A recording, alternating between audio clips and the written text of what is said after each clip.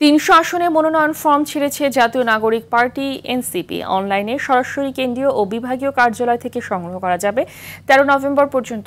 সন্ধ্যায় রাজধানী বাংলা মোটরে দলটির কার্যালয়ে এ তথ্য জানান কেন্দ্রীয় নির্বাচন পরিচালনা কমিটির প্রধান নাসির উদ্দিন পাটোয়ারি। তিনি বলেন, ফর্মের দাম ১০,০০০ টাকা আর জুলাই যোদ্ধাদের জন্য এর মূল্য ২,০০০। ১৫ নভেম্বর মনোনয়ন প্রাপ্তদের নাম ঘোষণা করা হবে। অসৎ না হলে অন্য দলের প্রার্থীরাও মনোনয়ন পেতে পারেন।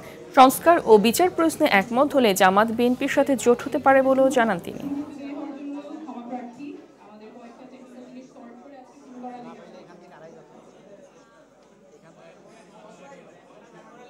এই কার্যক্রম বাছাই প্রক্রিয়াটা ১৩ তারিখ পর্যন্ত চলবে। আমরা ওপেন রাখবো এবং ১৫ তারিখে আমরা প্রাথমিক যে তালিকা সেটা প্রকাশ করব।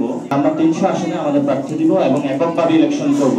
বিএনপি এবং জামায়াত ইসলাম যদি সংস্কার প্রক্রিয়াগুলো এক জায়গাতে আসে এবং তারা যদি সংস্কারের ভবিষ্যতে বাস্তবায়ন করবে এর মর্মে প্রতিশ্রুতি দেয়, তাহলে বিএনপি অথবা জামায়াত যে কারোর সাথে আমাদের জোট হতে পারে।